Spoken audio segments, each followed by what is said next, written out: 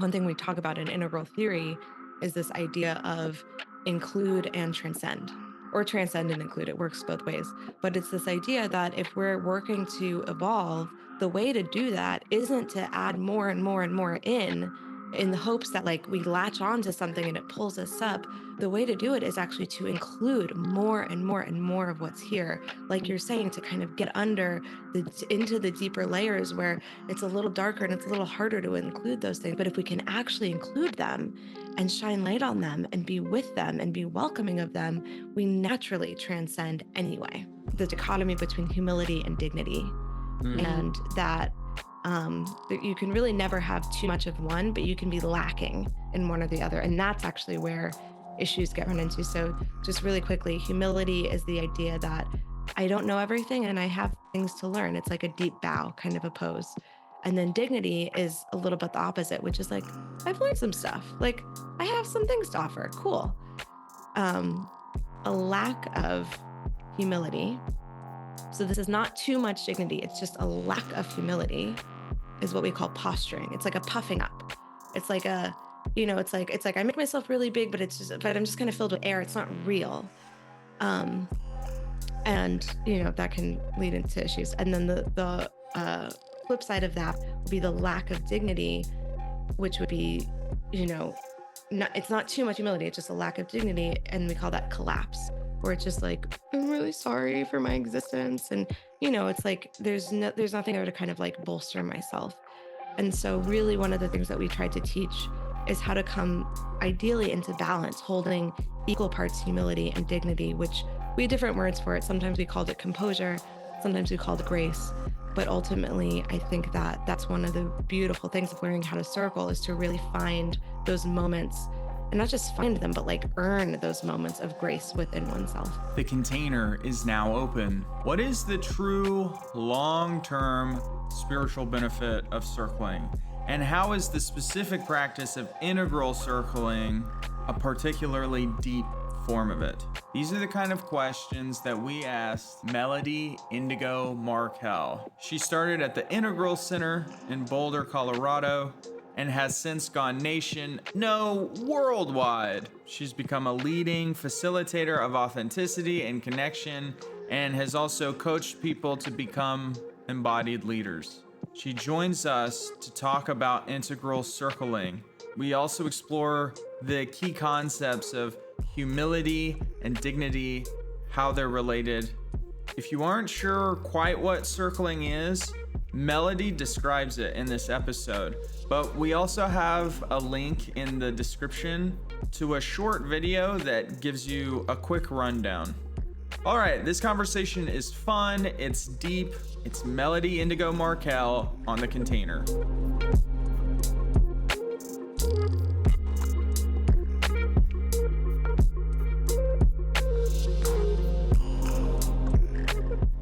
I want to start, as we often start, with a little bit of talk about what your path has been so far. Like, how did you get to circling? How did you get to where you are today? Yeah, so I grew up nomadically. Let's just go way back to the beginning. I grew up nomadically. I moved 36 times. I was the new kid every year in school. And I really didn't have the luxury of shared history that the other kids had, where, when we're young, a lot of our friendships are forged in the fact that we're just around each other for a long period of time. But I didn't have that. And so it was interesting for me from, I think the earliest memory I have of this is when I was about 8 years old. And I said something funny one day, or I thought it was funny, and nobody laughed. And then the next day, somebody else who was like in the in group said something very similar to what I had said, and everybody laughed. And I knew in that moment, there's something going on here that's in addition to just the thing that's being said. There's some sort of group dynamic or relational dynamic. I didn't have language for it, but I could sense there was something at play that intrigued me. Um, so then now I'll fast forward to, I had just turned 21. I had just gone to Burning Man for the first time, although I want to say I don't go to Burning Man anymore for a variety of reasons. But at the time, it was an important kind of eye-opening experience for myself. And because of that, I moved to Boulder, Colorado, which is where my family is from. but one branch of my family is from, and I'd always planned to move out there. I thought I would do it later in life, and I ended up doing it just before my 21st birthday. And I found out almost as a fluke about the Integral Center and specifically about this weekend circling workshop that the Integral Center used to offer called Alethea. And I was invited to go.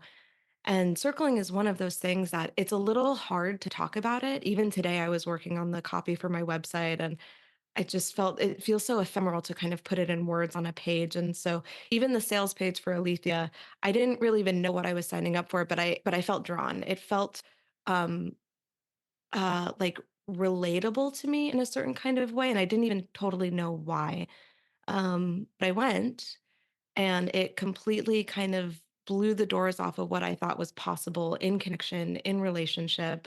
I like to say that I was the Integral Center's easiest sell because they announced the facilitator training T3 that they offered yearly and it was starting up again. And I said, me, I want to do it.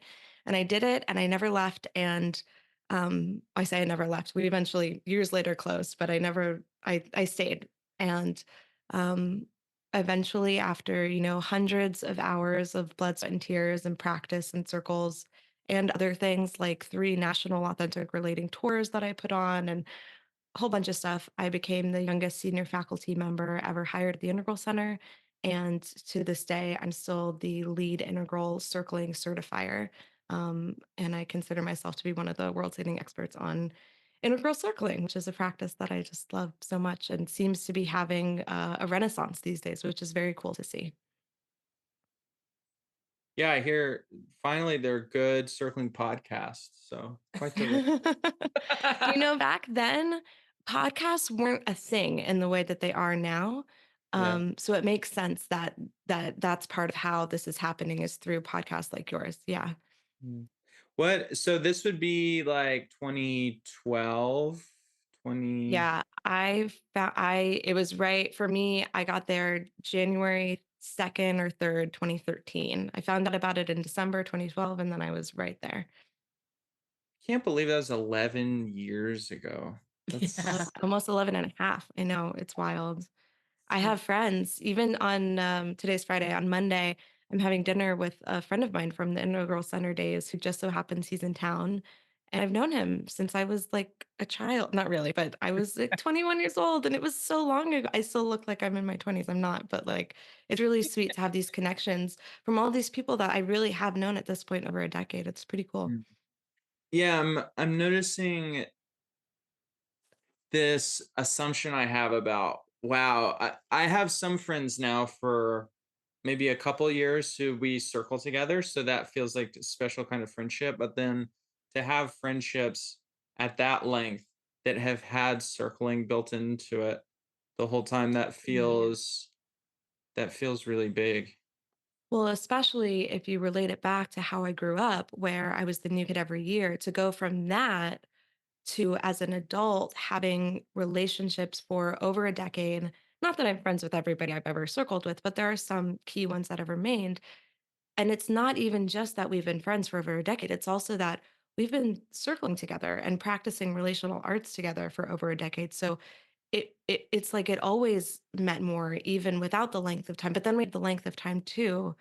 It's a really interesting kind of dichotomy to what was available to me when I was growing up versus now in my adult life. Mm.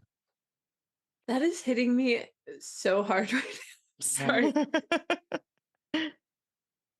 I'm like, yeah, I'm just imagining Melody moving around 36 times like as a child and then that newness and I'm just like really feeling that.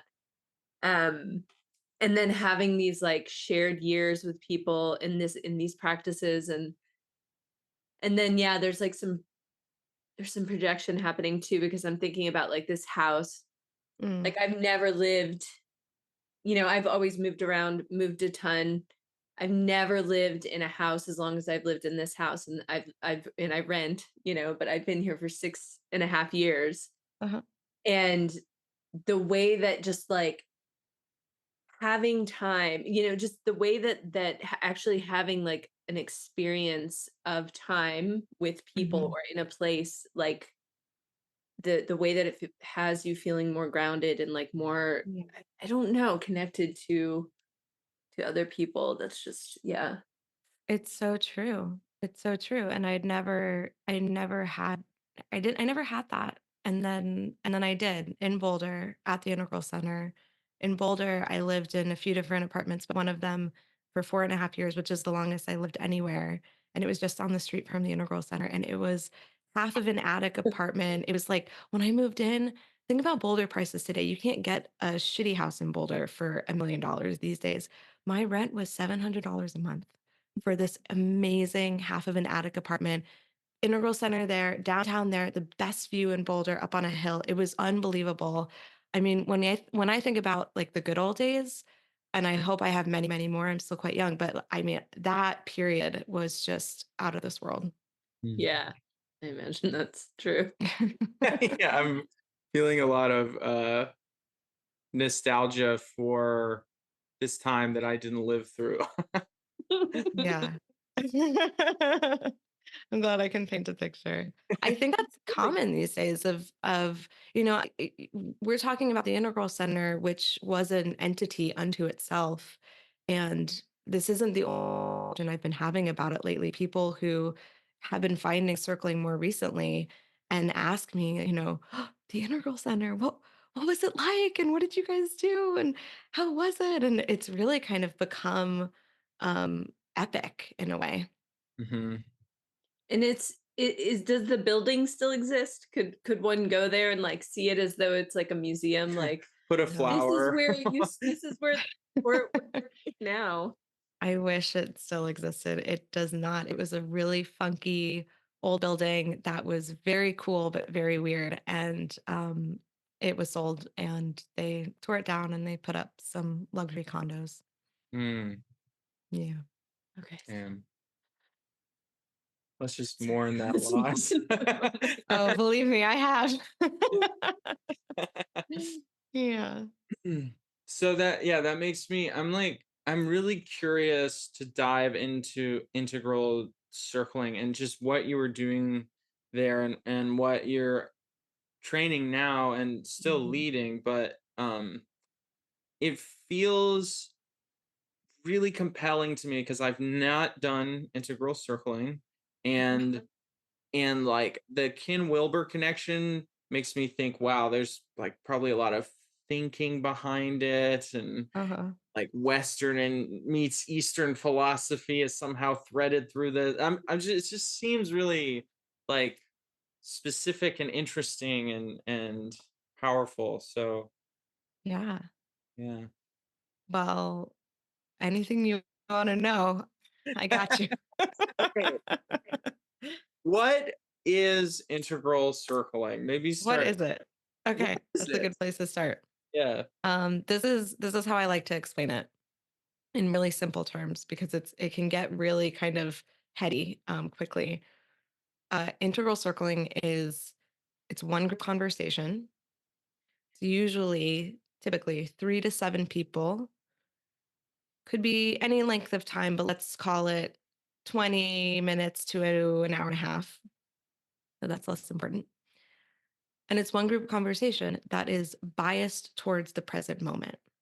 And while we are exploring that present moment, what we're doing is I'm going to see what it's like for me to be with you as this moment unfolds. And you're going to see what it's like for you to be with me as this moment unfolds. And what becomes possible with that is a lot of things. But essentially, um, we're really able to start to see our relational blind spots, which we all have. Nobody knows fully the ways in which they are relating to the world. We just don't know because unless that's being reflected back to us, uh, we can't know.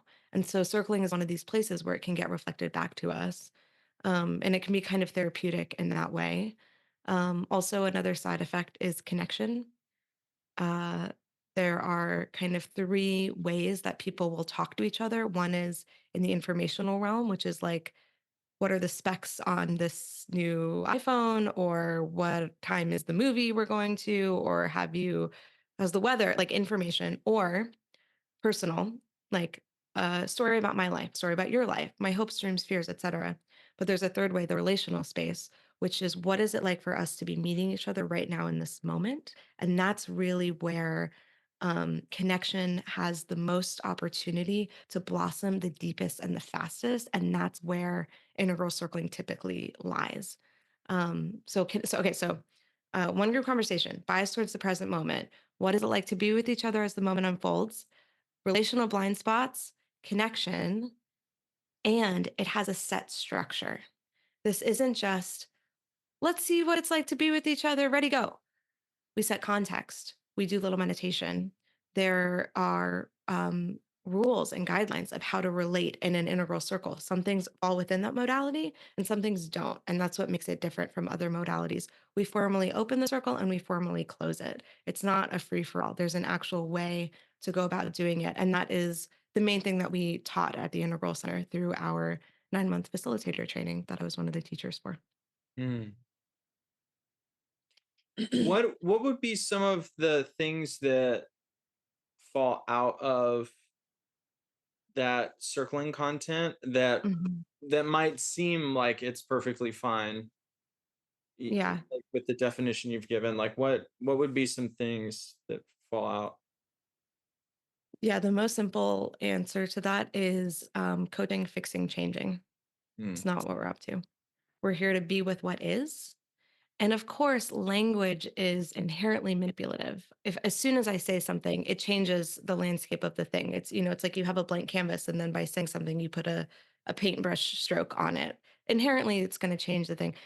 So we can't really, deal with that. But what we can do is make sure we're not trying to coach somebody to do something different than what they're doing or fix them or change them in any way.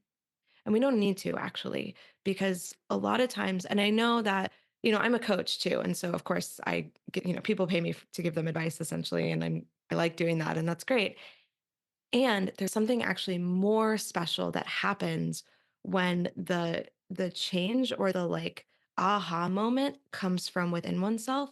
And that's part of the gift of circling. And by the way, whenever I say circling, just for people listening, I'm specifically talking about integral circling.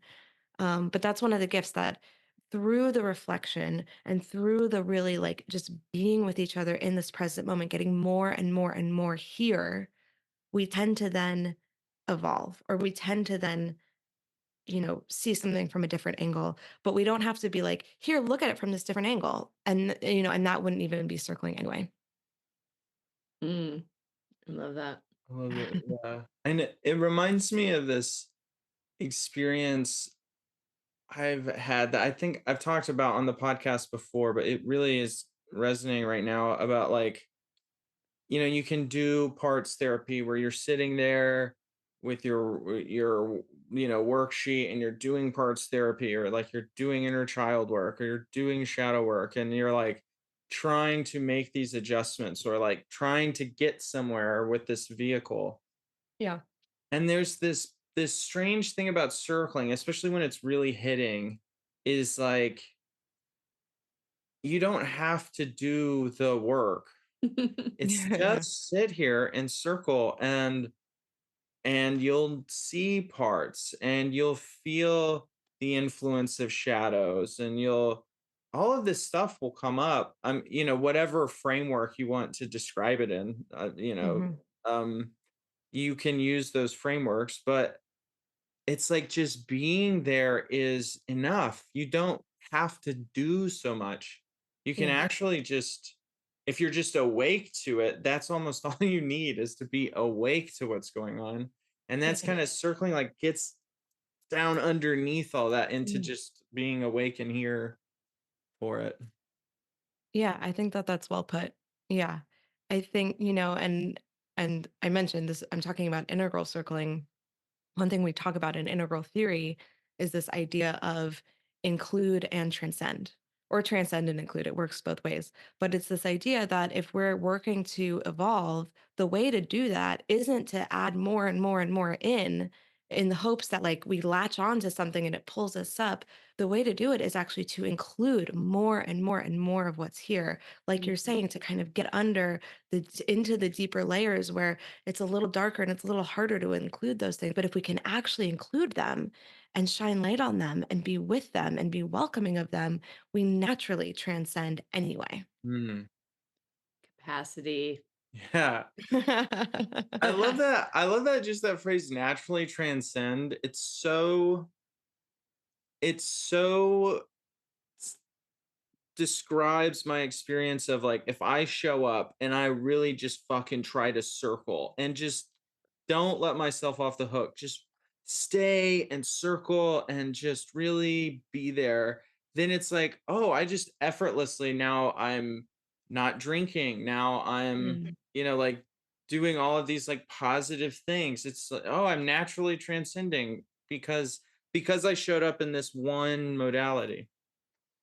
Yeah, well, it's like, you know, and I want to hear from side too. It's been so much Jonathan back and forth. I'll just say that, oh, unless I forgot it. Uh uh oh, it's this thing of it's so easy in our culture to dismiss parts of ourselves. So easy.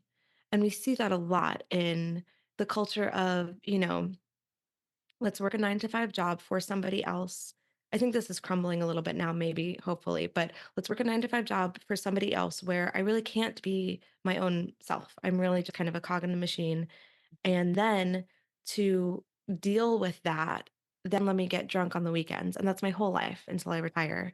And there's really no space to really be with, well, who am I? And what are my parts? And how can I engage? And that's an extreme example. The thing I just said, the 9 to 5 and drunk on the weekends for forever thing. But there are so many smaller pieces of that too, because we're just not taught in our culture. I wasn't necessarily going to say this, but of course I am because I bring it up every opportunity I get that, you know, biology moves a lot slower than culture. Biologically, we're still very, very similar to our prehistoric ancestors from hundreds of thousands of years ago. And culturally, it could be more different. It's really vastly different. We're not living in accordance to our biology anymore. And so, of course, to keep up with the way that our culture is, we put pieces of ourselves aside and we don't necessarily have the opportunity to welcome them, to include them. And so, I think that's part of what has people turn to the more numbing aspects of, alcohol or television or working out a lot or, all these things that in moderation I think are totally fine. But where's that line of am I actually um disengaging from my being by doing them? Or is there an opportunity here to really get more in touch with myself, like you're saying, circling helps you do, such that then you don't need those eject buttons as much. Yeah. Mm. Things that Bye. Yeah. a few things have come up for me. One is that uh I mean, it's kind of funny. It's like I think the only way we do transcend is naturally, right? Like that is how we like transcending is a natural process. Mhm. Like there's all these things and it kind of goes exactly like almost tying into what you just said, that we can put into place or effort toward or read or consume and like um but it doesn't really move the needle. Like the needle Mhm. is moving in a natural flow, Yes. and Yeah. the only place that can take place is in the present moment. Like Yes. so the more we circle and try to be in the present moment, the more there's like this allowing of the transcendence Whoa. to occur in the natural the natural way that it will. You're blowing Jonathan's mind. Yeah, that popped me really hard. That was great. That was great. Well done. Yeah, definitely. Um, and I have a curiosity, which is a curiosity. I have a question. I feel curious. You can say you have a curiosity. That's like one of the jargony ways that we would say it a lot of the time, and eventually it had to get, like, kicked out of me. Clunky. I'm like, I have a curiosity. Um, How does that feel in your body? Jonathan made a meme the other day about like funk talking normal, Yeah. like this circle or authentically relate. Anyway, it's about questions actually, which so when you're in an integral circle in a circle, Hmm. um and you're attempting to and you're in the present moment to meet another person in the present moment, and to have them understand where you are in this moment. Hmm. I am wondering what role questions play in that practice, or if Yeah. it's more about um statements. Like this is yeah. Mm. Yeah. That's a good question. Your curiosity is good. um, so here's here. Okay, I could. There's so many things I could say to that. Um, Circling well, I would argue, is simple but not easy. There's a Mhm. lot to track in myself and in the person I'm circling and in the group. And I'll just say, because maybe people don't know this, there are two types of integral circles. One is called a birthday circle or a focused circle or a personalized circle, where basically for the time of the circle, let's say I, as the facilitator, would be putting my attention or most of my attention on one person. And we're kind of seeing what is it like to be with that one person and what is it like for them to be with the rest of the circle. That's a more personalized circle that is more common. And then we also have a circle called an organic circle, which is where there's nobody who's the focus. There's nobody who's like in the role of circlee. Um, but it's more that wherever the attention kind of naturally wants to go over the course of whatever it is, an hour or something, that's what an organic circle is, still with a facilitator, but otherwise more, open ended. Usually when I'm talking about circling, I'm talking about the first kind where we're like putting attention on somebody. So I just want to make that really clear because people may or may not know or might get confused. So to answer your question, if I'm circling somebody, there is so much that I am tracking in myself as the facilitator, in myself as Melody, which are two different things. The role that I'm in and then me as a person are actually, those can actually be teased apart. Um, I'm tracking in the person that I'm circling what their experience is. And I'm tracking that on different levels. I'm tracking what they're saying, how they're saying it, why they might be saying it. Those are the three main ones, but there's actually more. I'm also tracking the group and what's going on in the group. And fun little fact about integral circling, it's a requirement to have at least three people: the person who's circling, the person who's getting circled, and at least one other person who's in a participant or witness or, or co-lead or whatever role. But you need that third person. And the reason being, if it's just two people, let me back up one moment. One of the main things we're doing in circling is what we call weaving shared reality. So that means that you and I both know that we're talking about the same thing, and we have confirmation that we're talking about the same thing. And that third person serves as a check, because otherwise it's really easy to weave shared delusion Yeah. without that third person there. So, Mm. anyway, so when I say I'm also tracking the group, it could be one other person, it could be five other people. And in that, I am doing a combination of, yes, those are the two things, right? Asking questions and making statements. And I'm, I have kind of my tool belt that I pull from. And circling was created a long time ago. I feel fortunate that I was the last generation of people trained by one of the founders of circling, Decker Kunov. Um, but then we took what he did and we kept kind of building off of it a little bit. Not that we changed it very much, but we put, I think, better maps and models onto it. Decker's amazing.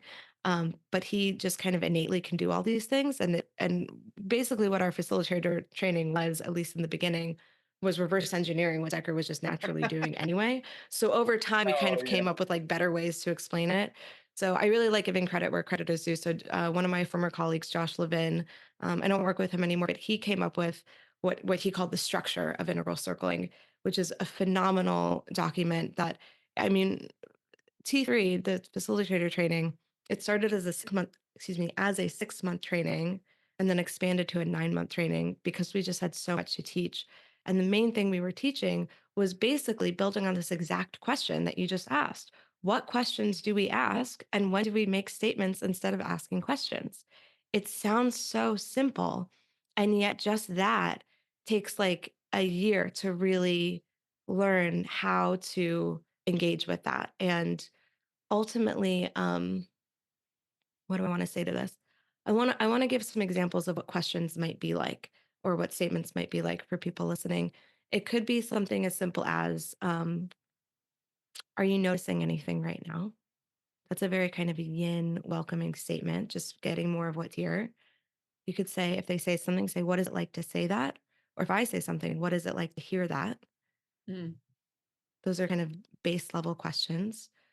Um, those are, I feel like in this moment, those are kind of the majority of the questions I would be asking. A version of what's happening, what is it like, something like that. Wouldn't actually say what's happening because that assumes that something is happening. Just mhm, little nuance, but in that realm anyway.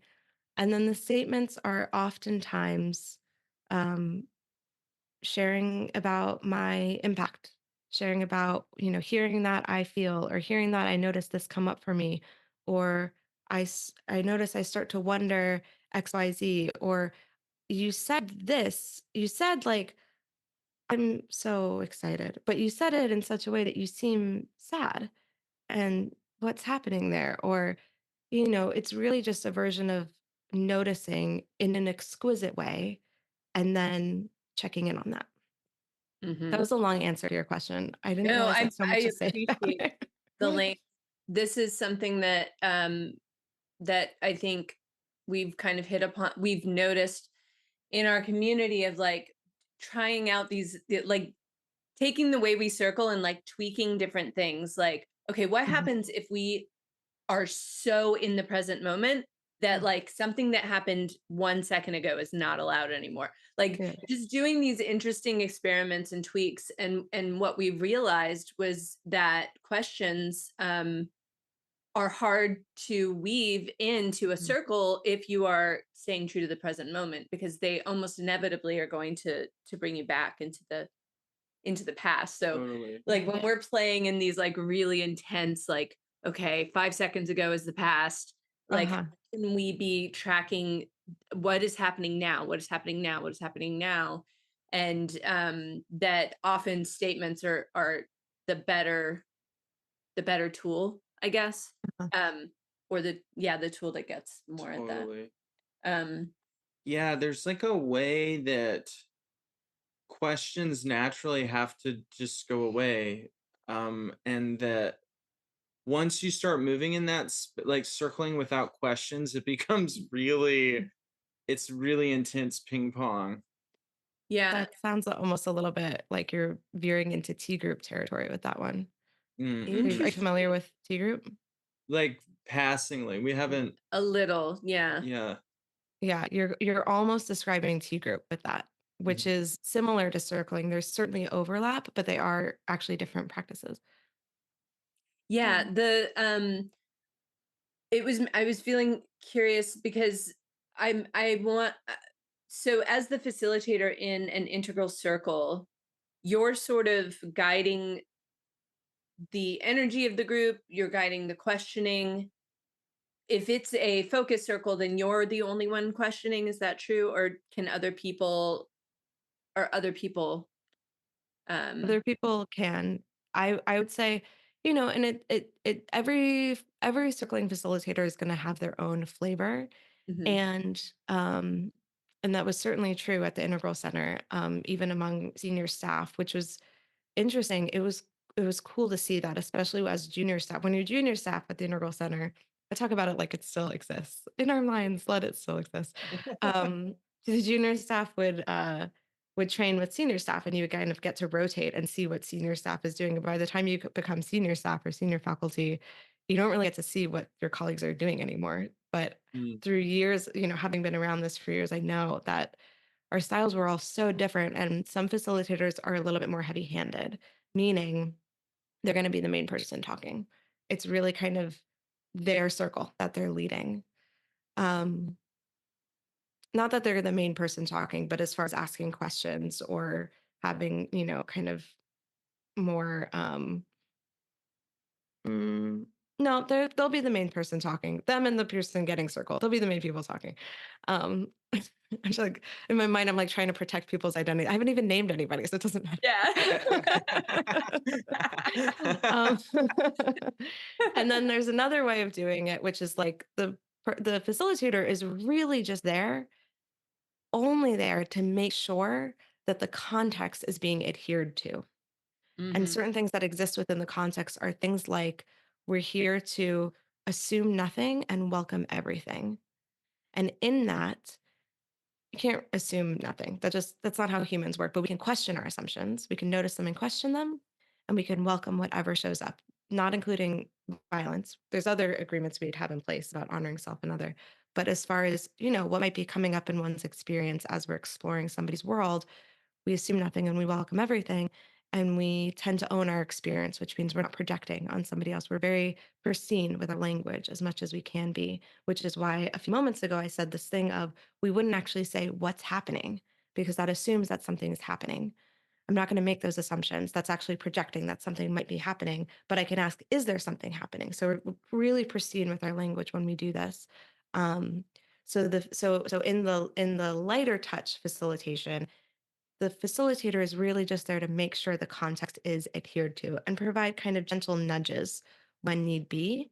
Um, there's different schools of thought on both. The heavy-handed is more like, well, I'm really well trained, and usually, this person may or may not be paying a lot of money for the circle at the Integral Center. They were paid weekends, and we want to provide value, and therefore, and we want to model good facilitation too. A lot of times we were teaching, therefore, I'm going to have my voice in a little bit more often. That's kind of, I think, where that line of thinking comes from. The lighter touch is more like, I'm here if need be, and yes, I am very well trained, so it's a good thing I'm here, and it's not my circle. This is a circle that I happen to be leading, and therefore I'm gonna trust in the intelligence of the circle more broadly. So and then, people could kind of fall anywhere in that spectrum too. I have a story that you fall on the light touch side. Is that true? It's changed over the years.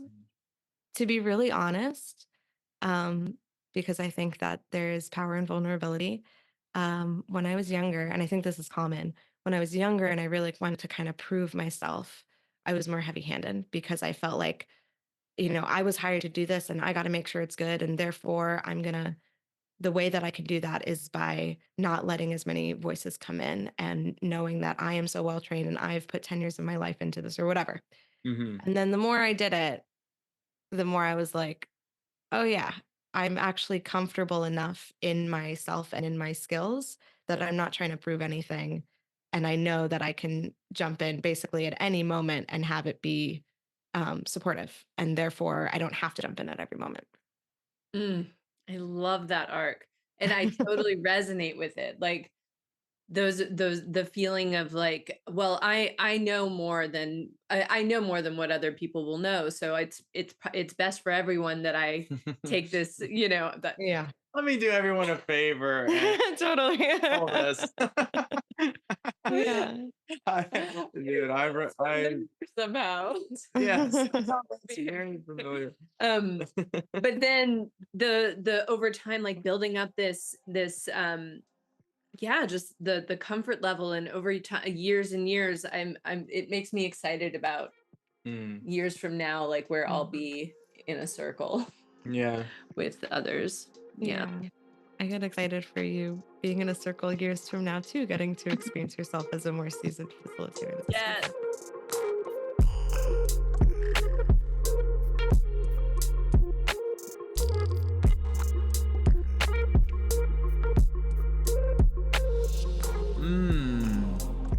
Interesting conversation. Can't wait to get back to it. But first, the container is going to tell you a few easy ways you can support us.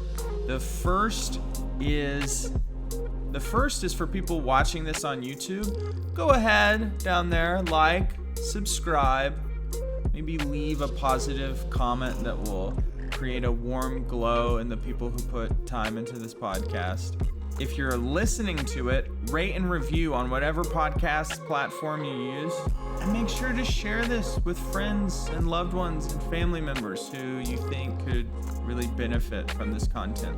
Last, but certainly not least, you can go to patreon.com/thecontainer and become a patron by providing us with small monthly donations.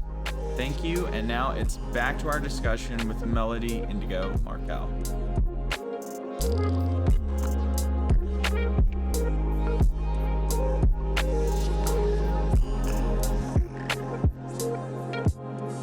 And it really speaks to actually like one of my favorite distinctions that we would teach about at the Integral Center that's not circling specific, but is so plays into it, and it's the crux of what we just talked about, which is the dichotomy between humility and dignity. And that you can really never have too much of one, but you can be lacking in one or the other. And that's actually where issues get run into. So just really quickly, humility is the idea that I don't know everything and I have things to learn. It's like a deep bow kind of a pose. And then dignity is a little bit the opposite, which is like, I've learned some stuff. Like I have some things to offer. Cool. A lack of humility. So this is not too much dignity. It's just a lack of humility is what we call posturing. It's like a puffing up. It's like a, it's like I make myself really big, but I'm just kind of filled with air. It's not real. Um, and that can lead into issues. And then the flip side of that will be the lack of dignity, which would be, you know, it's not too much humility, it's just a lack of dignity. And we call that collapse, where it's just like, I'm really sorry for my existence. And, it's like there's nothing there to kind of like bolster myself. And so really one of the things that we tried to teach is how to come ideally into balance, holding equal parts humility and dignity, which we had different words for it. Sometimes we called it composure, sometimes we called it grace. But ultimately, I think that that's one of the beautiful things of learning how to circle is to really find those moments and not just find them, but like earn those moments of grace within oneself. Mm. You just explained that in a way that made it fall into place. Like we played, what was the name? What is the game? The Guru game? The Guru game. Oh, Guru game. Yeah. And that Diggs has in the back of his book. Yeah. And it's playing with dignity and humility. But you just I like now I'm like, oh my gosh, we have to play again, because I was thinking of the spectrum existing within, like you could have too much humility or not enough humility. Like yeah. I love the way you just, I'm gonna like listen to that 5 times in a row. Yeah. Oh, that's So gonna good. be a short. Oh, that's for gonna this be. episode. It's a good one. Thank you. You're welcome. I kind of I want to hang out here. This is really juicy because we've been playing Guru game a lot. So for listeners who are not familiar, the simplest way to play Guru game is just you have a group of people, and for some given amount of time, one person plays Guru who just answers everyone's questions, who starts their questions with something like, oh, great Guru, can you, Mhm. so the person playing Guru is really just kind of through sheer tyranny of will deciding they know, they are the Guru now. Yeah. And something that is so fucking crazy about it is when you're really feeling the spirit and you're playing, like we played the other day with a good friend of ours, and it was just this crazy cosmic day, and we were really feeling it, and like this thing opens up in you, which I can only describe as like this bottomless well of dignity. Mhm. And it's like, oh wow, I like, and there is a Guru inside of me. Yeah. I'm not Yeah. driving in Rolls Royces and like starting farms in Oregon, but like there is a Those Guru. two things go together, by the way. Yeah. Well, we all have this, like, we just you do kind of know the answer, you do know everything already. And like I like after 3 or 4 minutes things get a little wonky, things kind of get Mhm. off the rails if you're just a little too zoned into that, and I imagine there's capacity building around that. But it suggests to me that there is something about the dignity humility dynamic that's like really undiscovered country Mhm. for me, just because playing Mm. that, it's whoa, there's just depth here that feels really psychedelic and kind of changes the way I understand wisdom and like being human. Well, the Guru game is interesting. I haven't played it that much, but I mean, I've been around it a long time. I think it can be really helpful for people to tap into their innate dignity, people who maybe don't have as easy a time accessing it.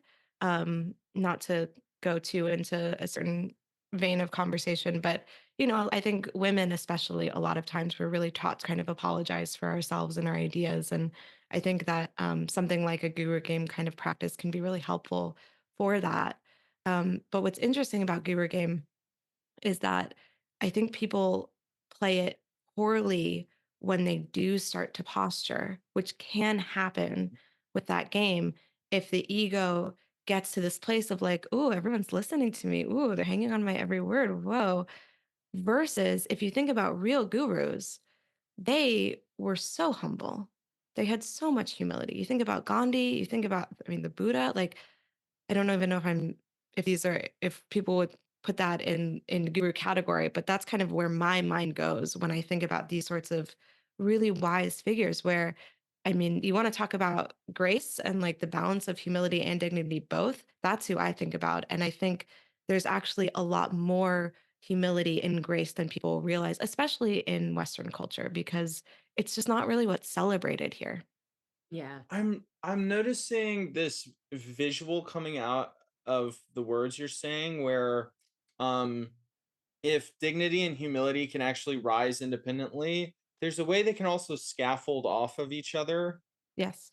so that they like kind of support each other such that to have like the most risen form, the most healthy form of one can benefit from having a really risen healthy form of the other, and they sort of Yes. yeah, that's I'm like seeing that you describing like someone like the Buddha or like Christ as Right. gurus. They're like, whoa, they have Right. both so much. That's fucking Yes. cool. That's a great model. Good. Yeah, yeah, it is. It's like I didn't come up with it, but it's great. Yeah.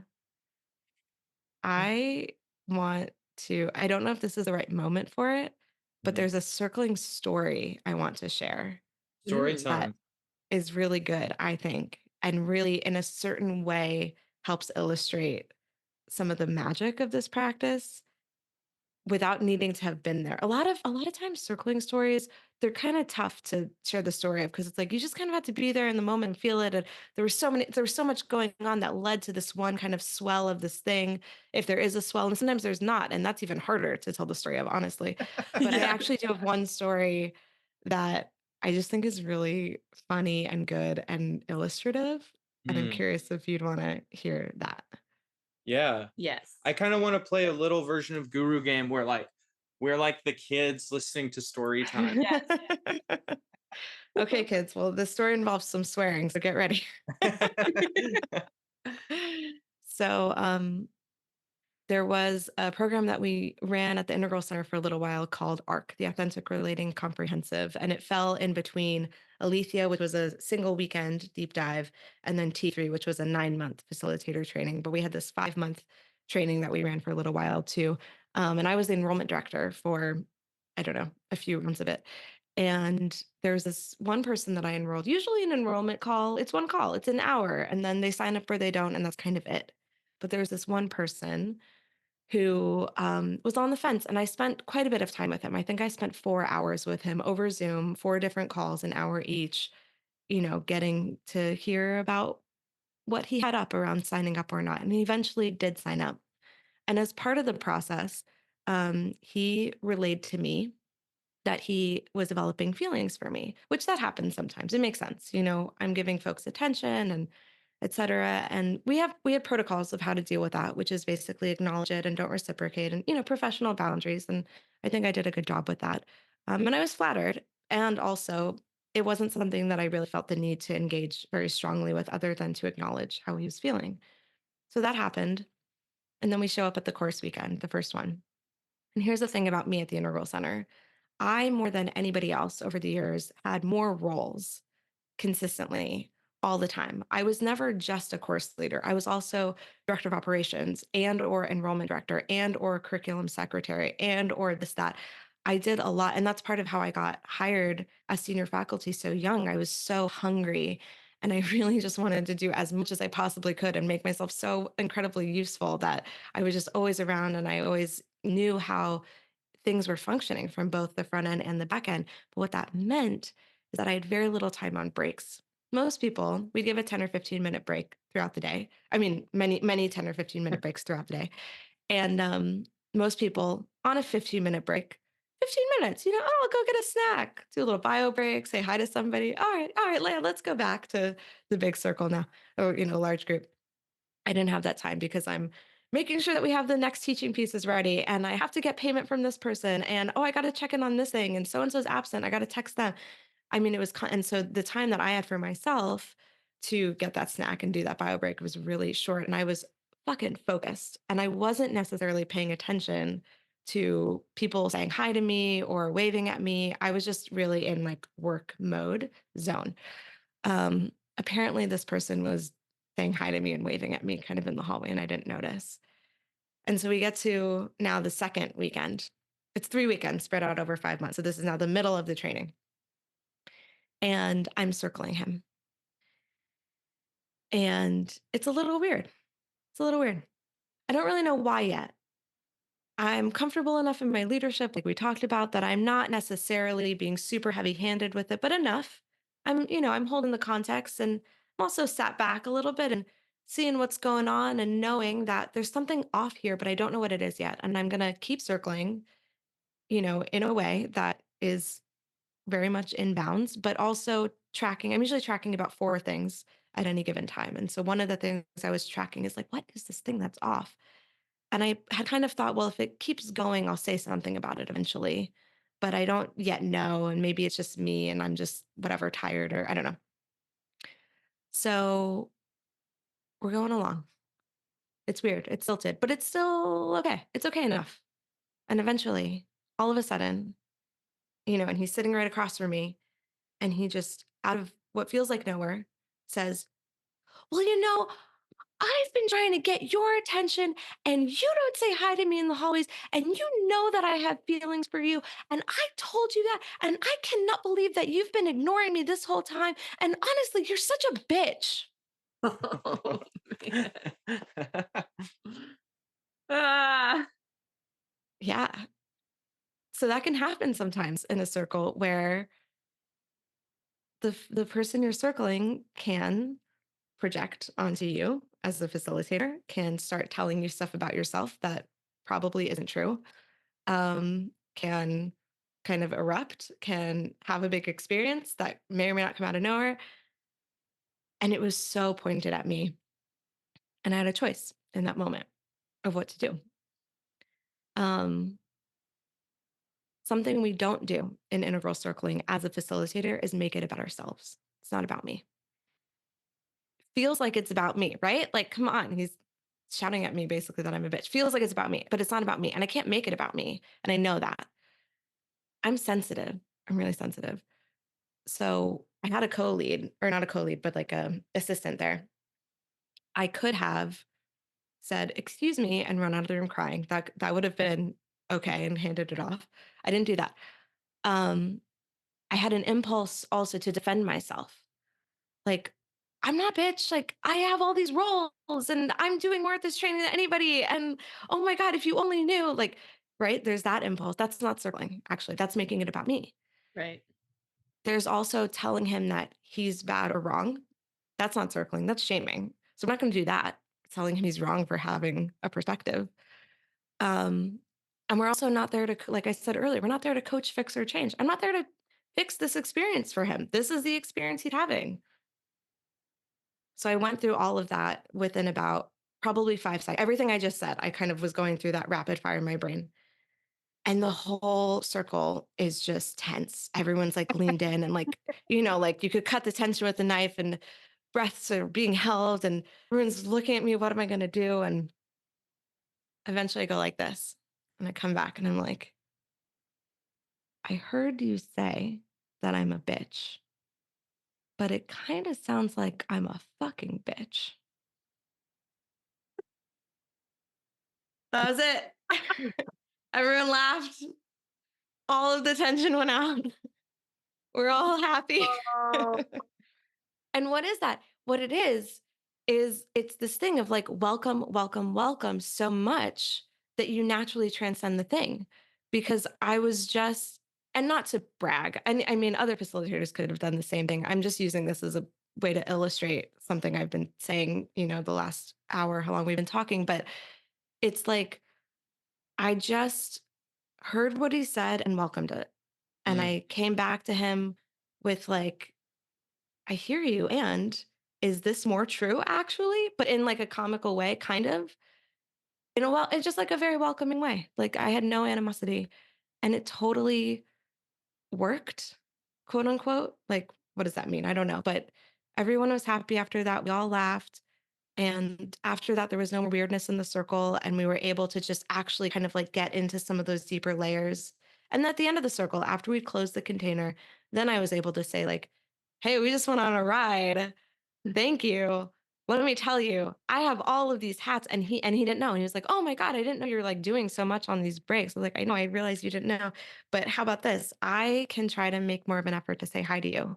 And he said, okay. And I said, okay. And I did after that. And then we had a much more kind of copacetic, um, like content, happy relationship after that.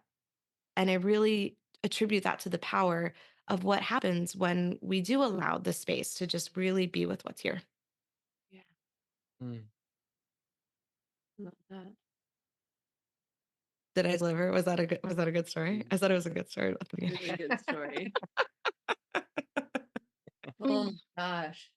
I was like waiting. I'm like at the edge of my seat, like, what is she gonna say? Like what, Yeah. the choices, just the being in that I don't know. I think I really resonate and relate With being to called a bitch. what it is like to be in this choice. All of these choices are in front of you and it's like, which am I going to choose? And you're also like you said, you're sensitive. Like Yeah. you're doing that negotiation while you're also impacted. Like you aren't just Right. sitting here completely not impacted, you Right. know? Totally. That's Yeah. that is the mastery, is like I am feeling some kind of way and I am like meeting you where you are in this moment. It's Yeah.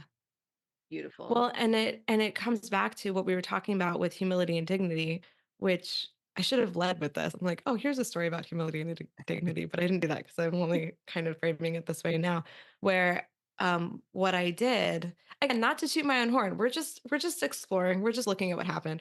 Um, it is a version of composure. It's humility and dignity. It's like I didn't lose my dignity. That would have been collapsing and that would have been the running out of the room crying or the like, oh, I'm so sorry. You think I'm a bit, I'm so, whatever. I mean, I'm exaggerating. Collapse can look much more kind of normal. They could just be like, oh, I'm sorry. That can be collapse too. It can look a lot of ways. Or posturing would have been the puffing up, would have been the defending myself. And neither of those are actually circling. And so when we're able to really hold both, I really think that that's where some of the biggest magic lies because there's actual space there. Mm. Yeah.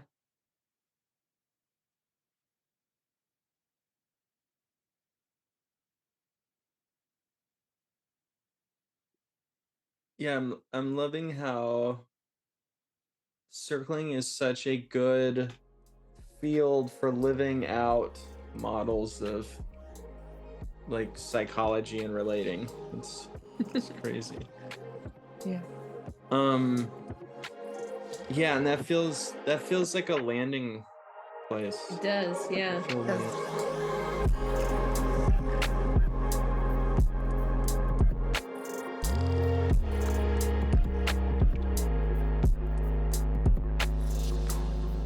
The container is now closed. To learn more about the work Melody Indigo Markel does, or to schedule your own coaching session with her, go to melodyindigo.com, link in description.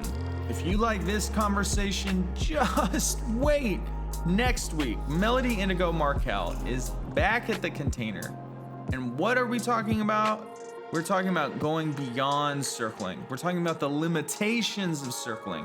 We're talking about how we get deeper and grow more than ever before. And I think you're really gonna like that second episode, so keep an eye out for it. We have a nice way of closing.